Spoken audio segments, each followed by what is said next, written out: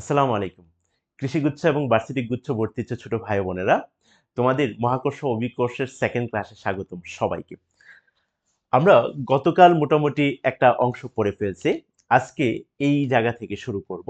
দেখো এই কোশ্চেন বলা হয়েছে পৃথিবীর ভর m এবং ব্যাসার্ধ r হলে small G by capital G এর অনুপাত কত? আচ্ছা তুমি আমাকে একটু বলো তো, আমরা কিন্তু লাস্ট ক্লাসে এটা পড়ছিলাম, G equal G M divided by কত আর স্কয়ার, অভিকর্ষ ত্বরণের সমীকরণ, রাইট? এখন এই যে জি মহাকর্ষীয় ধ্রুবক, এটা যদি বাম পাশে চলে আসে তাহলে জি ডিভাইডেড বাই জি এটা ইকুয়াল টু কত হবে? এম ডিভাইডেড বাই কত? R square. তাহলে এটা হবে কি M divided by R square. এই ধরনের কোশ্চেন কৃষি ভার্সিটিতে, কৃষি গুচ্ছতে খুবই গুরুত্ব বহন করে। আমরা তারপরে আসি পৃথিবীর ভর কত? আমরা ওই সমীকরণ থেকে যাই, জি ইকুয়াল টু কত? G M by R square, right? এইখান থেকে যদি আমি এম বলি তাহলে এম হবে G R square divided by capital G. M equal to হবে G R square divided by কত? Capital G. এটা দেখো Jahangirnagar university question, Chattogram university question এবং বিভিন্ন সময় আরো বিশ্ববিদ্যালয়ে আসা কোশ্চেন। শুধুমাত্র তোমাদের এই বিষয়গুলো দেখানো হয় এই কারণেই যে তোমরা যেন কনফিডেন্স পাও যে এই কোশ্চেনগুলো যে ইউনিভার্সিটিতে আসা, এবং অবশ্যই এগুলো হচ্ছে কৃষি স্ট্যান্ডার্ড এবং জিএসটি স্ট্যান্ডার্ড। আচ্ছা, বলা হচ্ছে বর অপরিবর্তিত রেখে পৃথিবীর ব্যাসার্ধ দ্বিগুণ করলে আমার বরটা ফিক্সড থাকবে। যদি পৃথিবীর ব্যাসার্ধ বর অপরিবর্তিত রেখে বর ফিক্সড রাখবো, পৃথিবীর ব্যাসার্ধ দ্বিগুণ করলে ভূপৃষ্ঠ অভিকর্ষ ত্বরণের মান কত হবে? তাহলে আমাকে বলো তো, জি এর সাথে আর এর সম্পর্ক কি? জি এর সাথে আর এর সম্পর্ক বর্গের ব্যস্তানুপাতিক। অবশ্যই এম কি থাকতে হয়? এম হচ্ছে কনস্ট্যান্ট। এই যখন এম কনস্ট্যান্ট তখন আমরা এই রিলেশন অ্যাপ্লাই করতে পারি। তাহলে আমরা বলতে পারি অভিকর্ষ ত্বরণ জি টু হবে কত? হবে ওয়ান বাই ব্যাসার্ধ কত গুণ করছে?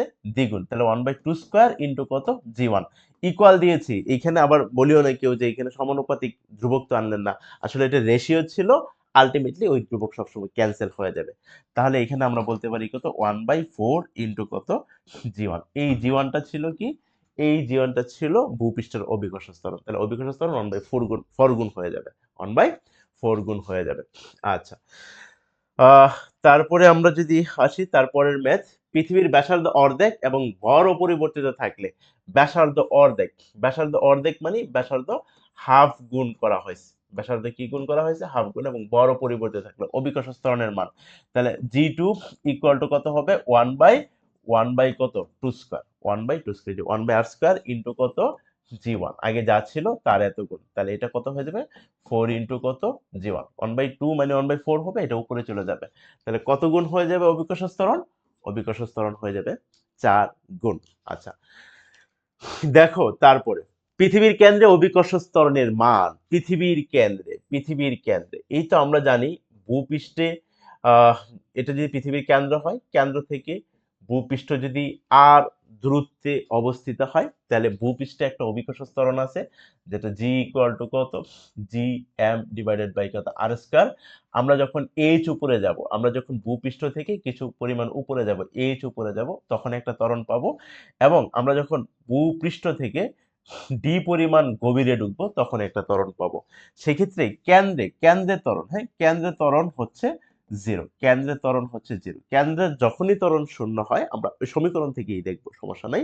আহ কেন্দ্রে যখনই ত্বরণ শূন্য হয় তখন একটা সরল দোলকের পর্যায়কাল হয়ে যাবে অসীম। পর্যায়কাল অসীম, এটা মাথায় রাখবে। এবং সেই দোলকের ফ্রিকোয়েন্সি শূন্য। কেন্দ্রে অভিকর্ষ ত্বরণ শূন্য, সরল দোলকের পর্যায়কাল অসীম, এবং কোনো একটা দোলক যদি নিয়ে যাই তাহলে সেই দোলকের ফ্রিকোয়েন্সি কত হয়ে যাবে? সেই দোলকের ফ্রিকোয়েন্সি হয়ে যাবে শূন্য। তাহলে পৃথিবীর কেন্দ্রে অভিকর্ষ ত্বরণ কত হবে? পৃথিবীর কেন্দ্রে অভিকর্ষ ত্বরণ শূন্য। আচ্ছা, আমরা একটু দেখি,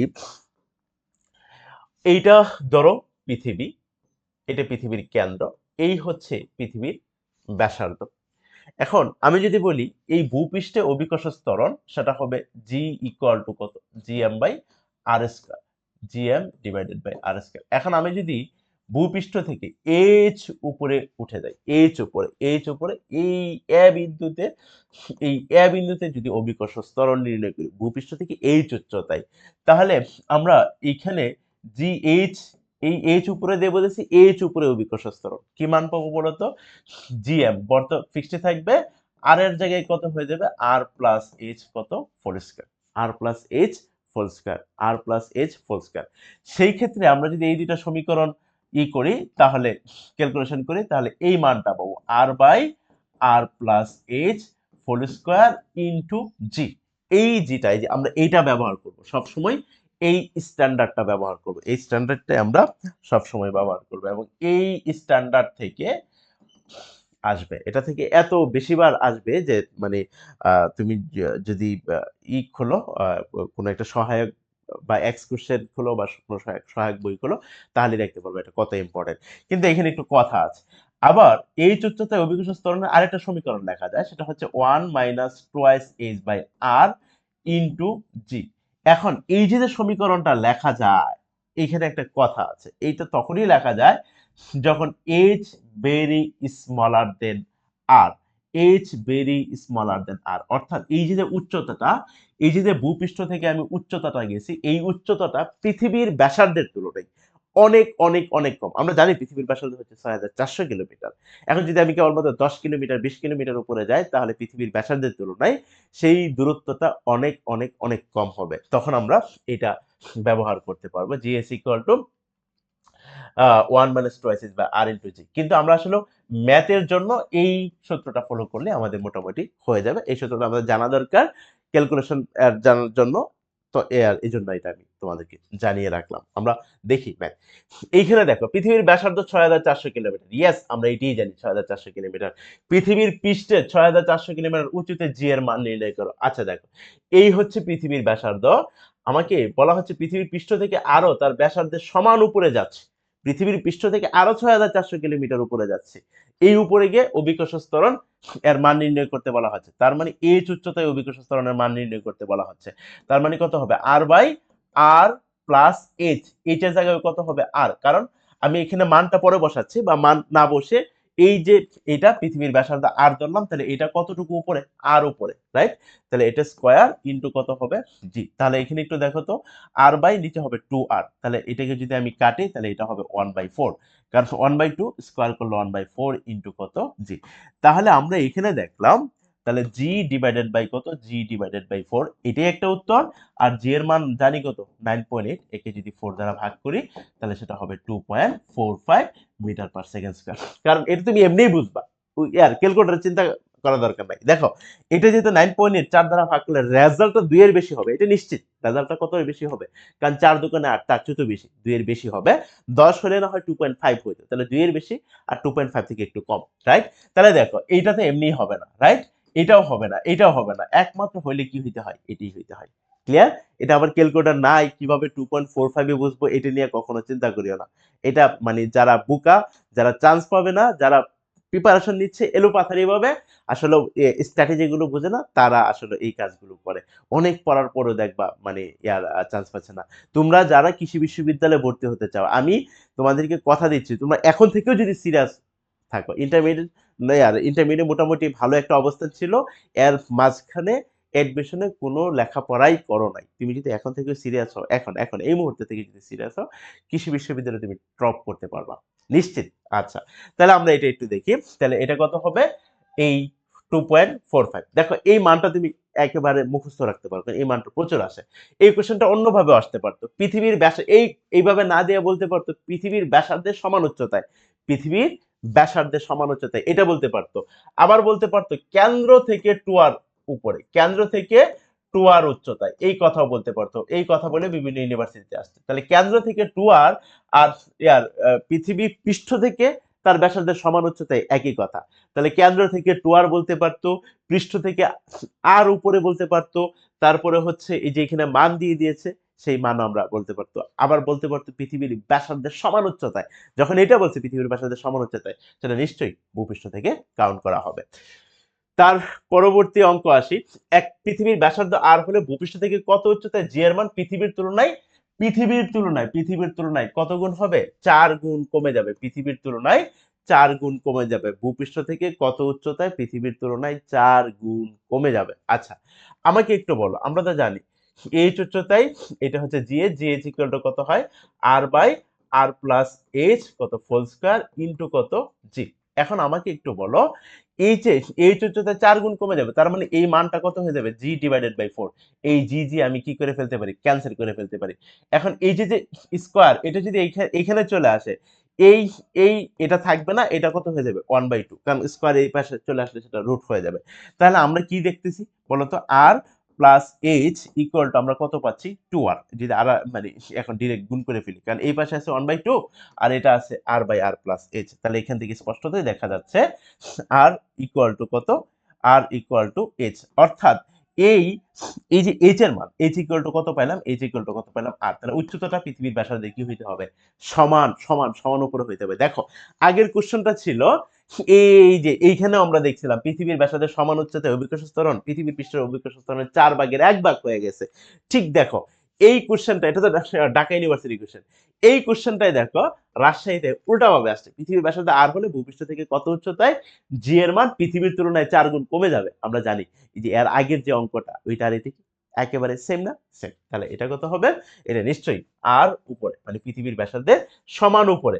আর কেন্দ্র থেকে কতটুকু উপরে, কেন্দ্র থেকে আর এবং আর, কেন্দ্র থেকে হবে কত সেটা 2r উপরে, কেন্দ্র থেকে সেই দূরত্বটা হইতে হবে কত 2r উপরে। আচ্ছা এখন দেখো পৃথিবীর পৃষ্ঠ হতে কত উচ্চতায় অভিকর্ষ ত্বরণের মান পৃথিবীর পৃষ্ঠের ত্বরণের মানের শতকরা 1 ভাগ হবে।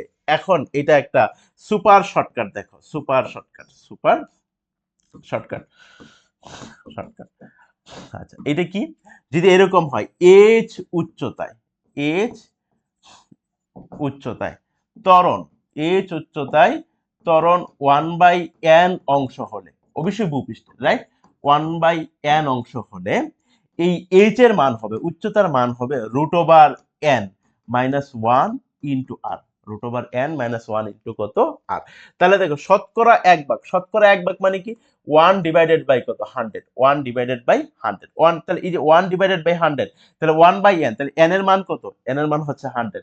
তাহলে আমি এটা বলতে পারি √100 মাইনাস 1 ইন্টু কত আর, √100 মানে হচ্ছে 10 মাইনাস 1, এটা হবে 9r। তাহলে 9 ইন্টু আর এর মান কত 6.38 ইন্টু 10 টু দ্য পাওয়ার কত 6। তুমি যদি এই 9 আর এই অংশটুকু গুণ করো তাহলে সেটা হবে 5.74, 10 টু দ্য পাওয়ার কত হবে 7 হবে। এটা আসলে 57.4 আসবে।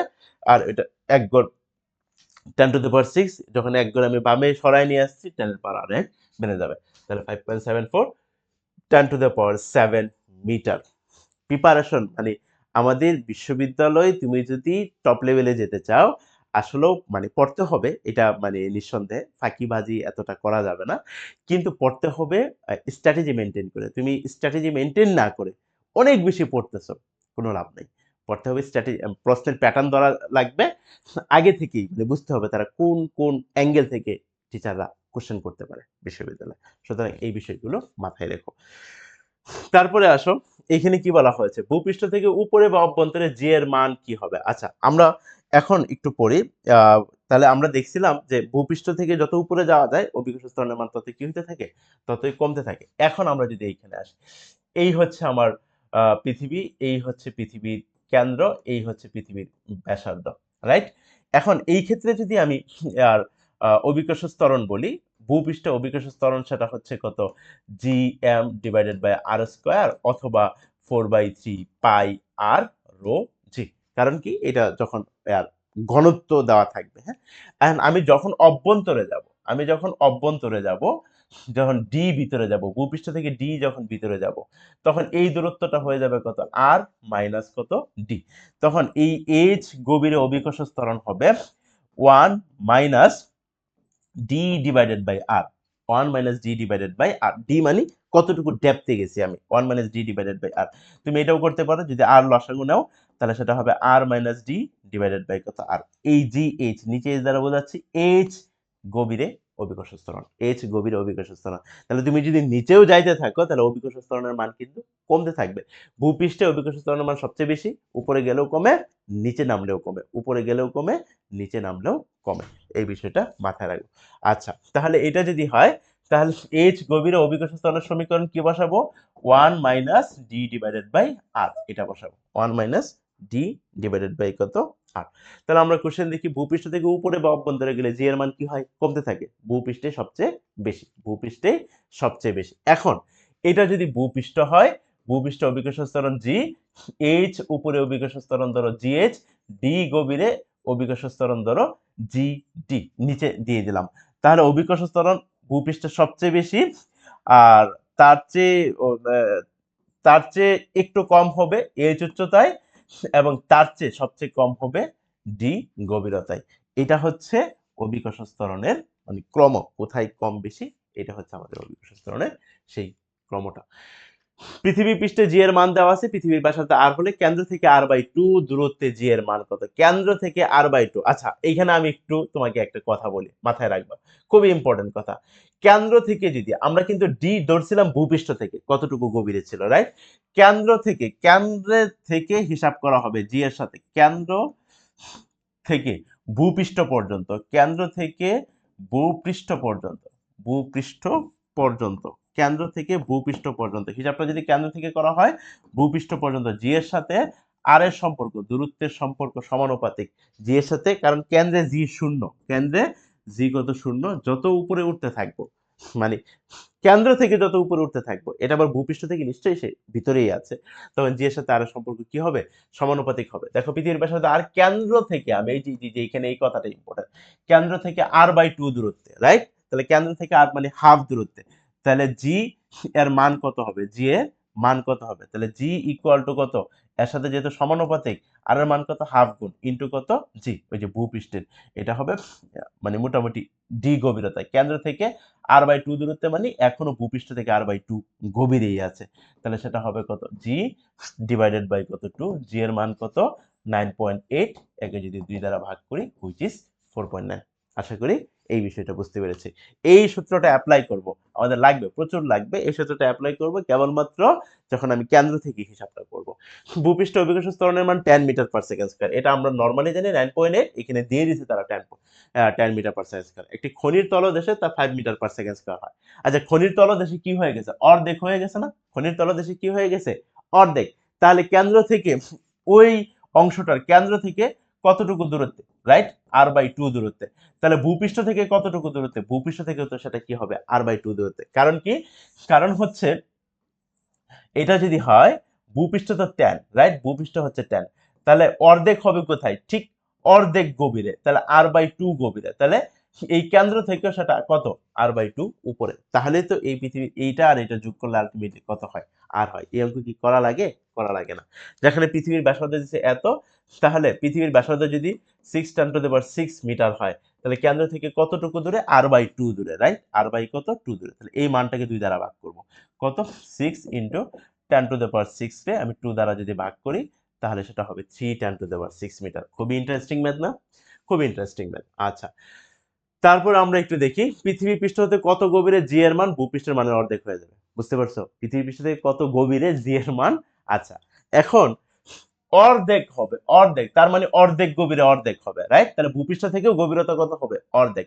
তাহলে আমরা এটা জানি, তাহলে জি এর সাথে যেহেতু আহ, সম্পর্কটা কি সমানুপাতিক, রাইট, জি এর সাথে কেন্দ্র থেকে যখন আমি হিসাব করব, তাহলে এটা যেহেতু অর্ধেক, তাহলে আমরা তো জানি ইয়ার পৃথিবীর ব্যাসার্ধ কত 6.4, 10⁻6 এর কত দ্বারা ভাগ করব, 2 দ্বারা, তাহলে এটা হবে 3.2 ইন্টু কত 10⁻6 মিটার।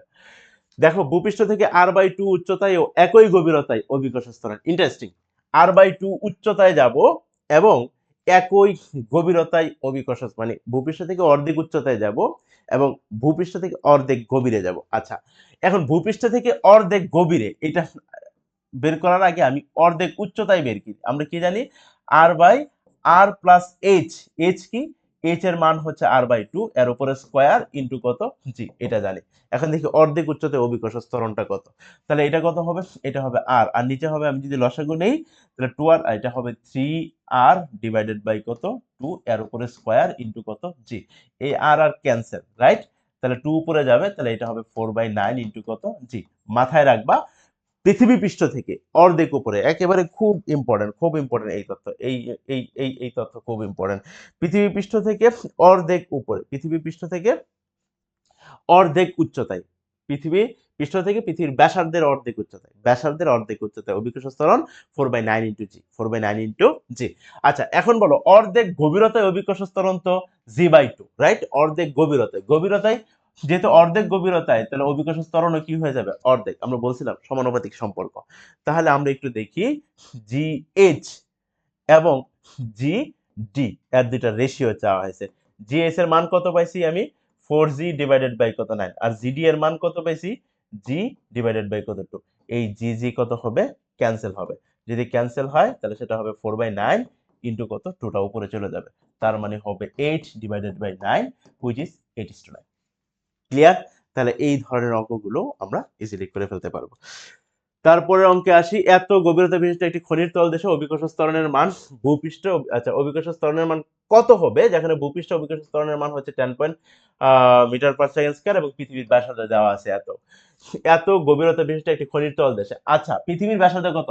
6 × 10⁻⁶ মিটার। দেখো কত রকম ভাবে কোশ্চেন আসে, রাইট? আর আমি যাব কোথায় বলো? 3 × 10⁻⁶ মিটার গভীরে, তার মানে অর্ধেক গভীরে চলে গেছি।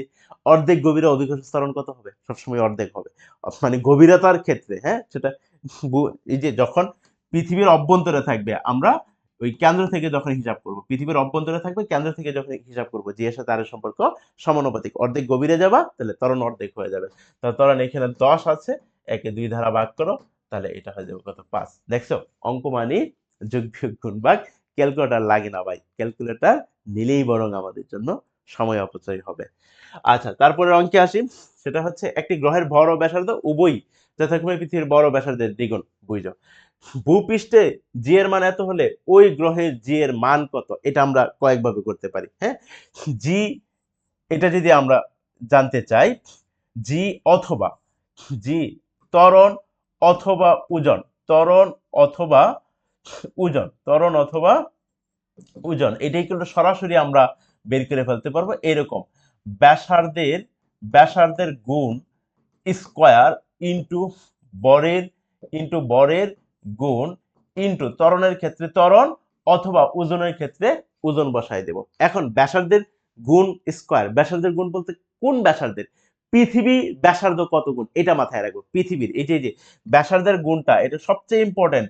এটা আমরা এই শর্টকাটটা তখনই বলতে পারবো যখন এটা পৃথিবীর ব্যাসার্ধ কত গুণ। তাহলে একটা দেখি, একটি গ্রহের বড় ব্যাসার্ধ উভয় পৃথিবীর বড় ব্যাসার্ধের দ্বিগুণ। পৃথিবীর ভর ও ব্যাসার্ধের দ্বিগুণ, বুঝলো? পৃথিবীর ভর ও ব্যাসার্ধের দ্বিগুণ, তাহলে পৃথিবীরটা তো অর্ধেক। পৃথিবীরটা কত? অর্ধেক। এতে কি কোনো সন্দেহ আছে? পৃথিবীরটা যে অর্ধেক, এতে কোনো সন্দেহ নাই। তাহলে জি এর মান চাইছে, তাহলে জি ইকুয়াল টু পৃথিবীর ব্যাসার্ধ কত গুণ? 1/2 গুণ, রাইট? ভর কত গুণ? ভরও কত গুণ? হাফ গুণ। কারণ ভরও যেহেতু দ্বিগুণ, তাহলে পৃথিবীর ভর হবে তার অর্ধেক, তাহলে হাফ গুণ ইন্টু কত?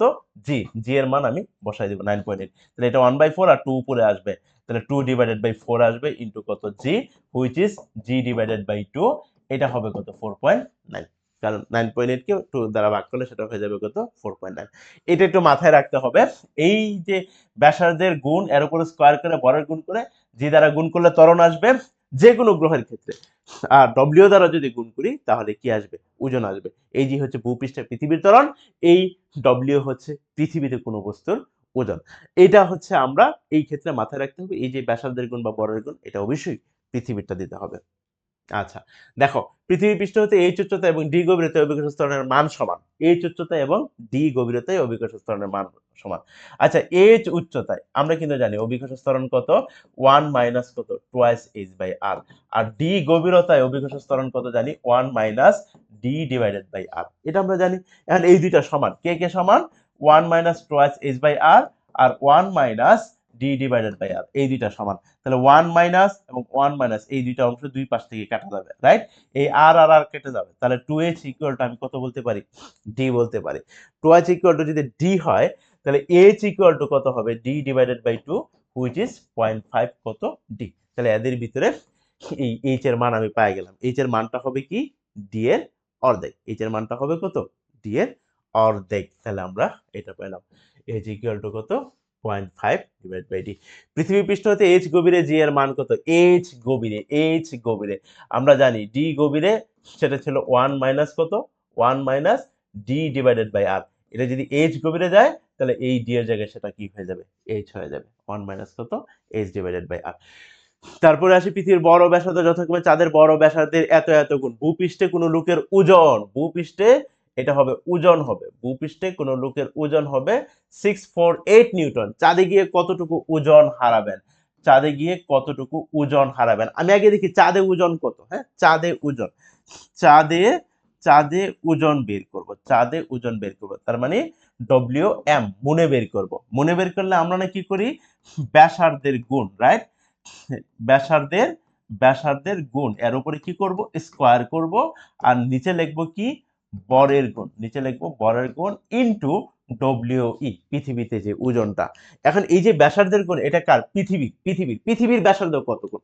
দেখো পৃথিবীর বড় ব্যাসার্ধ চাঁদের বড় ব্যাসার্ধের 81 ও 4 গুণ। পৃথিবীর ভর চাঁদের বড় ব্যাসার্ধের কত গুণ, 81 গুণ এবং কত গুণ, 4 গুণ। আচ্ছা, তাহলে ব্যাসার্ধ কত গুণ, পৃথিবীর 4 গুণ, তাহলে এটা হবে 4 স্কয়ার। বর কত গুণ, বর 81 গুণ, তাহলে এটা 81 ইনটু এই লুকের পৃথিবীতে ওজন কত, 648 নিউটন, 648 নিউটন। আমি যদি কাটি তাহলে এটা আর এটা যদি কাটি, 8 কে 8, 8 আর 64, ও 8 দ্বারা কাটে। আর এটা কত, 4 স্কয়ার মানে কত, 16 ইনটু কত, 8। তাহলে 16 ইনটু 8 যদি হয় 6 আর 48 এর 8, 8 কে 8, 8 4 কত, 12, 128 নিউটন। কোথায়, চাঁদে ওজন দেখাবে 128 নিউটন, চাঁদে ওজন দেখাবে 128 নিউটন। আমার কোশ্চেন কিন্তু এটা না। এই 128 নিউটন একটা কিন্তু অপশন আছে, কিন্তু এটা সঠিক উত্তর না। কারণ কি, আমাকে বলে নাই চাঁদে লোকটার ওজন কত হবে, সে বলছে ওজন কতটুকু হারাবেন, ওজন কতটুকু হারাবেন, ওজন কতটুকু হারাবেন। তাহলে ওজন ছিল কত আগে, 648, এখান থেকে এখন আছে কত, 128। তাহলে বাকিটুকু যে 520 আসবে এখানে, এই 520 নিউটন সে কি করবে, 520 নিউটন ওজন সে হারিয়ে ফেলবে। আচ্ছা, ভূপৃষ্ঠে একজন লোক 3 মিটার লাফাতে পারে, 3 মিটার লাফাতে পারে, চন্দ্রপৃষ্ঠে কতটুকু লাফাতে পারবে। এটার একটা সহজ কথা হচ্ছে, ত্বরণ যত গুণ কম হবে তত গুণ বেশি লাফাইতে পারবে, ত্বরণ যত গুণ কম হবে তত গুণ বেশি লাফাইতে পারবে। আমরা জানি চন্দ্রপৃষ্ঠে ত্বরণ হচ্ছে জি ডিভাইডেড বাই 6, এটা আমরা থিওরিটিক্যালি জানি, জি ডিভাইডেড বাই কত, 6, এটা আমরা থিওরিটিক্যালি জানি, রাইট? জি ডিভাইডেড বাই 6 মানে 6 ভাগের 1 ভাগ চাঁদের ত্বরণ। তাহলে চাঁদে লাফাইতে পারবে 6 গুণ বেশি, 6 গুণ বেশি লাফাতে পারবে। ত্বরণ যেহেতু 6 গুণ কম, তাহলে 6 গুণ বেশি লাফাতে পারবে। যদি 5 গুণ কম থাকতো তাহলে 5 গুণ বেশি লাফাতে পারতো, রাইট? 6 গুণ বেশি লাফাতে পারবে। তাহলে কত হবে, 3 ইনটু কত, 6, তাহলে 3 6 18 মিটার লাফ দিয়ে উঠতে পারবে, 3 6 18 মিটার লাফ দিয়ে উঠতে পারবে। আচ্ছা, যদি কোনো পাহাড়ের শীর্ষ ও খনির গভীরে সরল দোলকের দোলনকাল একই হয়, তাহলে পাহাড় ও খনির গভীরতার অনুপাত কত। আচ্ছা, দোলনকাল একই হয় এর মানে হচ্ছে জি সেম, জি সেম মানে এই পাহাড়ের শীর্ষে এবং খনির গভীরে এই দুইটাতে ত্বরণ যদি সেম হয় তাহলে দোলনকাল সেম হবে। একটা সরল দোলক, এর দোলনকাল চেঞ্জ হবে শুধুমাত্র অভিকর্ষ ত্বরণের কারণে। তাহলে বলছে এই যেহেতু সেম হয়, তাহলে পাহাড় এবং খনির গভীরতার অনুপাত কত। মানে সহজ কথা, এইচ উচ্চতা এবং ডি গভীরতায় অভিকর্ষ ত্বরণ সেম, এইচ উচ্চতায় এবং ডি গভীরতায় অভিকর্ষ ত্বরণ সেম। এই যে এটা এইচ উচ্চতা এবং ডি গভীরতায় অভিকর্ষ ত্বরণের মান কি ছিল, সমান। আমরা এখান থেকে দেখতেছিলাম কত, এই 2h ইকুয়াল টু কত পাইছিলাম, সেক্ষেত্রে 2h ইকুয়াল টু কত পাইছিলাম, ডি, বা h ইকুয়াল টু কত, ডি বাই 2, এটা আমরা পাইছিলাম, রাইট? তাহলে এই অঙ্কটা যদি আমরা বলি, তাহলে 2h ইকুয়াল টু কত, ডি। তাহলে আমাকে বলছে পাহাড় এবং খনির গভীরতার অনুপাত, পাহাড় মানে এইচ, খনির গভীরতা কত, ডি। তাহলে এটা ইকুয়াল টু এখানে 1, এই 2টা এই পাশে কি এখানে হয়ে যাবে, তাহলে 1:2 কত, 2, 1:2 কত, 2, 1:2। আচ্ছা, তার মানে আমরা এটা পারছি। তারপরে মুক্তিবেগের সমীকরণ খুবই ইম্পর্টেন্ট। মুক্তিবেগ এখান থেকে যদি আসে তাহলে আমরা বলতে পারি যে মুক্তিবেগ দিয়েই আসবে, এখান থেকে আসলে মুক্তিবেগ আসবে, মুক্তিবেগ আসবে, এই যে মুক্তিবেগ। এটা কত স্টার দেওয়া যায়, সব স্টার দিয়ে দিলাম। হ্যাঁ, এটা হচ্ছে মুক্তিবেগ। আচ্ছা, এই মুক্তিবেগের সমীকরণটুকু আমাদের জানতে হবে। মুক্তিবেগ, এই মুক্তিবেগের সমীকরণ কি, মুক্তিবেগের সমীকরণ হচ্ছে VE equal to root over 2GR, এটা একটা সমীকরণ। আরেকটা সমীকরণ হচ্ছে root over 2GM divided by R। একটা হচ্ছে রুট ওভার 2GR আর একটা হচ্ছে root over 2GM by R। আসলে ম্যাথমেটিক্যালি এটি আমাদের বেশি ব্যবহার করা লাগবে, ম্যাথমেটিক্যালি এটি আমাদের বেশি ব্যবহার। এই দুইটা সমীকরণ আসলে একটাই, এই জিএম এর পরিবর্তে জিআর স্কয়ার লেখা যায়, এটা করলেই এটা আসবে 2GR মুক্তিবেগ। এখন এই পৃথিবীর মুক্তিবেগের মান জানা লাগবে। পৃথিবীর মুক্তিবেগের মান হচ্ছে 11.2 কিলোমিটার পার সেকেন্ড। পৃথিবী থেকে কোনো বস্তুকে যদি 11.2 কিলোমিটার পার সেকেন্ড বেগে ধাক্কা দিয়ে ছেড়ে দেওয়া হয়, ওই বস্তু আর পৃথিবীতে কখনোই ফিরে আসবে না। পৃথিবীতে সে আর কখনোই ফিরে আসবে না। তাহলে আমরা পৃথিবীর মুক্তিবেগের মান জানি। এইখানে দেখো মুক্তিবেগের ভিতরে বস্তুর ভর অনুপস্থিত। মুক্তিবেগের ভিতরে বস্তুর, যে কোনো বস্তুর ভর নাই। যেহেতু বস্তুর ভর নাই, সেহেতু মুক্তিবেগ কখনোই বস্তুর ভরের উপর ডিপেন্ড করবে না। কখনোই মুক্তিবেগ বস্তুর ভরের উপর ডিপেন্ড করবে না। কোন বস্তুকে ন্যূনতম যে বেগে নিক্ষেপ করলে, কত বেগে, এই মুক্তিবেগে যদি নিক্ষেপ করি তাহলে সে আর পৃথিবীতে ফিরে আসবে না। কোন বস্তুর মুক্তিবেগের মান অপেক্ষাকৃত ভারী বস্তুর চেয়ে কি হয়, সমান হয়। কারণ এখানে বস্তুর ভরের উপর নির্ভর করে না, রাইট? বস্তুর ভর যাই থাকুক না কেন, সবার জন্য মুক্তিবেগ কি হবে, সেম হবে।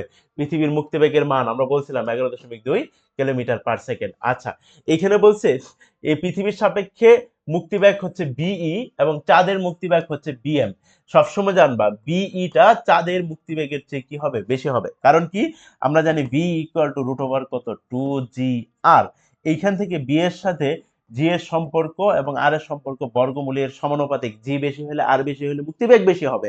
তাহলে বলো, এই চাঁদের সাথে যদি আমি তুলনা করি, তাহলে চাঁদের তুলনায় পৃথিবীর জিও বেশি, চাঁদের তুলনায় পৃথিবীর আরো বেশি। যেহেতু চাঁদের তুলনায় পৃথিবীর জি এবং আর দুইটাই বেশি, তাহলে চাঁদের তুলনায় পৃথিবীর মুক্তিবেগ কি হবে, বেশি হবে, রাইট? তাহলে আমরা বলতে পারি বিই ইজ গ্রেটার দেন কত, বিএম। একটি গ্রহের ব্যাসার্ধ পৃথিবীর ব্যাসার্ধের দ্বিগুণ। একটি গ্রহের ব্যাসার্ধ পৃথিবীর ব্যাসার্ধের দ্বিগুণ। উক্ত গ্রহের পৃষ্ঠে অভিকর্ষ ত্বরণ পৃথিবীর অভিকর্ষ ত্বরণের 4 গুণ। উক্ত গ্রহের মুক্তিবেগ পৃথিবীর তুলনায় কত গুণ? মুক্তিবেগ বি, আমরা জানি V is proportional root over কত, জি আর। উক্ত গ্রহের মুক্তিবেগ মানে সেকেন্ড কোন গ্রহ মুক্তিবেগ, এটা ইকুয়াল টু কত হবে, রুট ওভার জি। জি কত গুণ, অভিকর্ষ ত্বরণ কত গুণ, 4 গুণ। আর ব্যাসার্ধ কত গুণ, দ্বিগুণ, ইন্টু কত, জি অফ আর মানে জি1, পৃথিবীর যে, সরি ইন্টু পৃথিবীর যে মুক্তিবেগ, বি অফ আর, পৃথিবীর যে মুক্তিবেগ। তাহলে এটা কত হবে, রুট ওভার 8। এই রুট 8 গুণ পৃথিবীর মুক্তিবেগের কত গুণ হবে, রুট 8 গুণ। এইগুলো সবগুলোই মানে তুমি শুধু আমার ক্লাসগুলো ফলো করে যাও। এই ক্লাসগুলো থেকে যদি কোনো কোশ্চেন আসে জেএসটি তে, এবং ক্লাসগুলোর বাহির থেকে যদি কোনো কোশ্চেন আসে জেএসটি এবং কৃষিতে, সেক্ষেত্রে আমি জবাব দিয়ে করব। আচ্ছা, তারপরে আসি কৃত্রিম উপগ্রহের রৈখিক ব্যাগ। উপগ্রহ ভূপৃষ্ঠ থেকে একটা নির্দিষ্ট উচ্চতায় এইচ উপরে আমাদের কৃত্রিম উপগ্রহগুলোকে পৃথিবীকে প্রদক্ষিণ করে, রাইট? এইখানে আমরা কেবলমাত্র এই যে এইগুলো সূত্র হিসাবে জানবো, হ্যাঁ, রৈখিক ব্যাগ। কৃত্রিম উপগ্রহের যা জানবো কেবলমাত্র সূত্র জানলেই হয়ে যাবে। কৃত্রিম উপগ্রহের রৈখিক ব্যাগ V equal to root over G M divided by R plus H. এটা যখন কৃত্রিম উপগ্রহটা এইচ উপর দিয়ে যাচ্ছে, মাথায় রেখো এই জিএম এর পরিবর্তে জি আর স্কয়ার লেখা যায়। যে কোনো সমীকরণে জিএম এর পরিবর্তে কি লেখা যাবে, জি আর স্কয়ার। তাহলে এটা আমরা পাইলাম। কিন্তু এখানে একটু কথা আছে, সেটা হচ্ছে এইচ অল্প উচ্চতায় যদি হয়, অল্প উচ্চতায়, তখন এই কৃত্রিম উপগ্রহের রৈখিক বেগ V equal to GM by এই আর প্লাস এইচ। এই এইচ যেহেতু অল্প, এই এইচটা দেওয়া হবে না, রাইট? তাহলে তখন হবে জিএম বাই অনলি আর, তাহলে ভি ইকুয়াল টু জিএম এর পরিবর্তে আমরা কি লিখতে পারি, জি আর স্কয়ার, আর নিচে অনলি আর। এটা ক্যান্সেল, তাহলে সেটা হবে কত, রুট ওভার জি আর। এটাও কৃত্রিম উপগ্রহের রৈখিক ব্যাগ, কিন্তু সেটা কি, অল্প উচ্চতায়।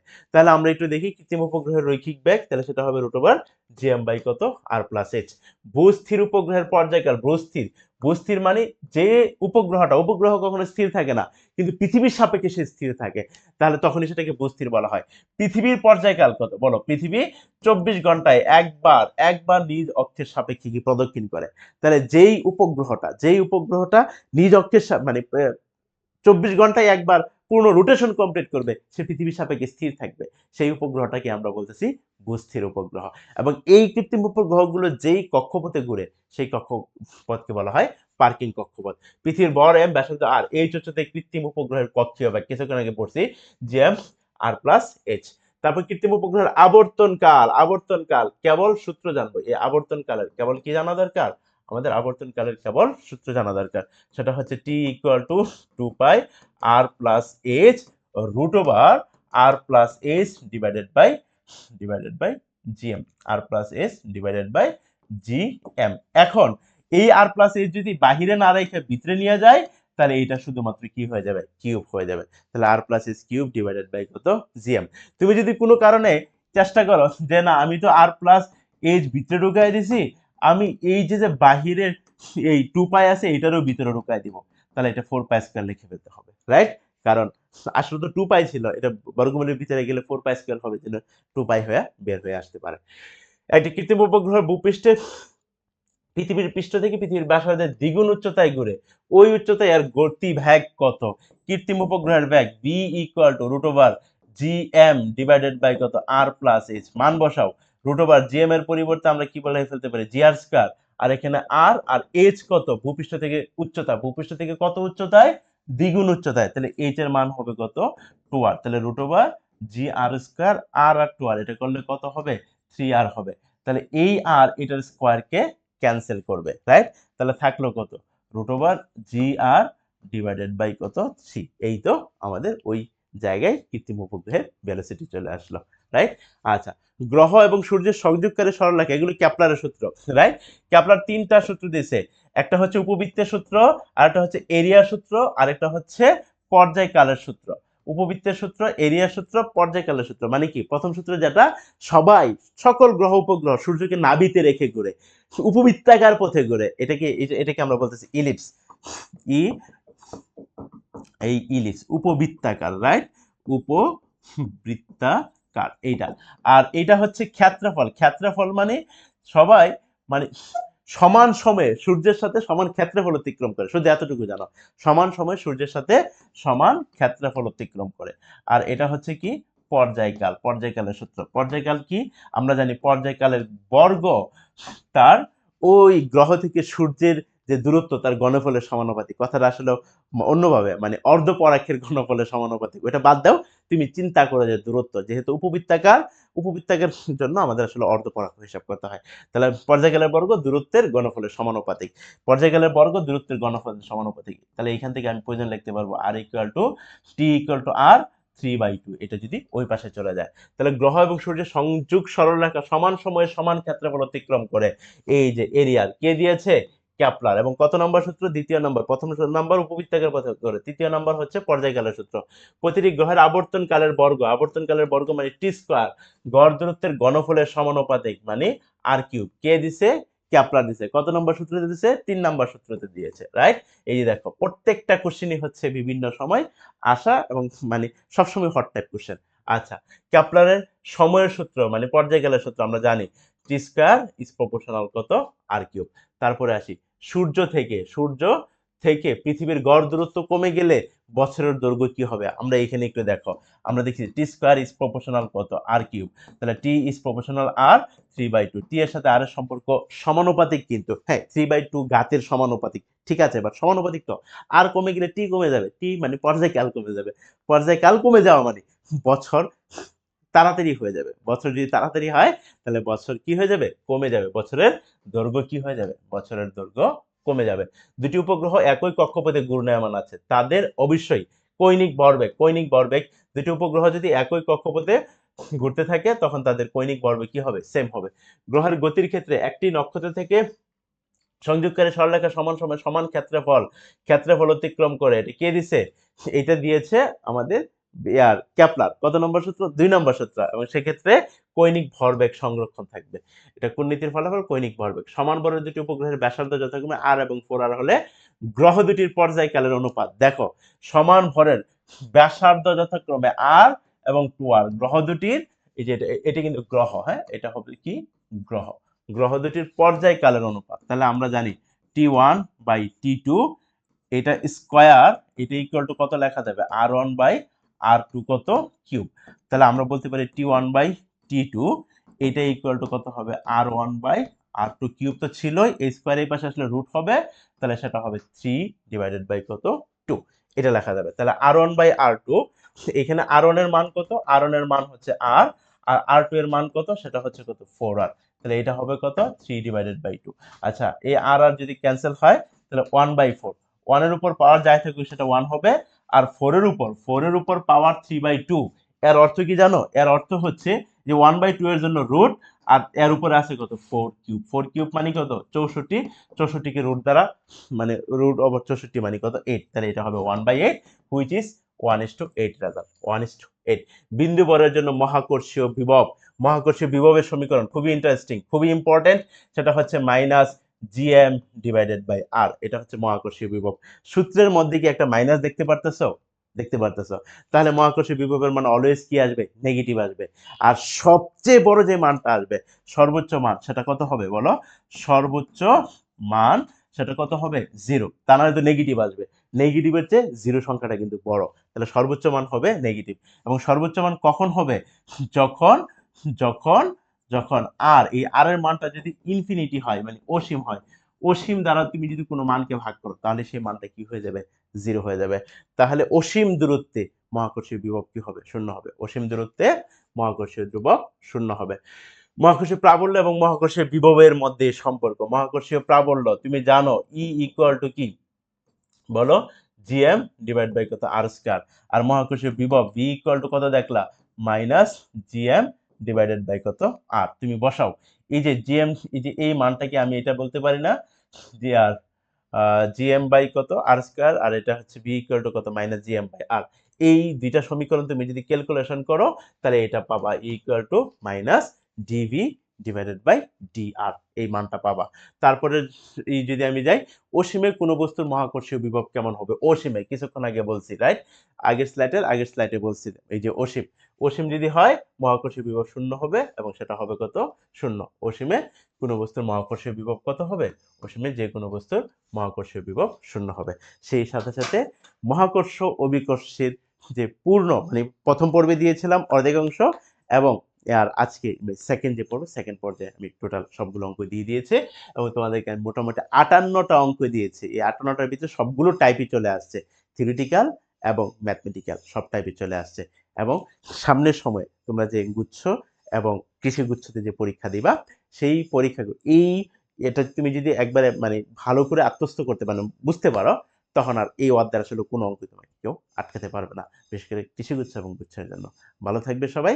এবং যেহেতু ভিডিওগুলো নিয়মিত আপলোড হবে, ভিডিওগুলো তোমরা দেখবে, তোমাদের আশেপাশে যেসব বন্ধু বান্ধব আছে, যেহেতু ভিডিওগুলো ফ্রি, সবার জন্যই উন্মুক্ত, তোমরা তাদের সাথেও এটা শেয়ার করতে পারো।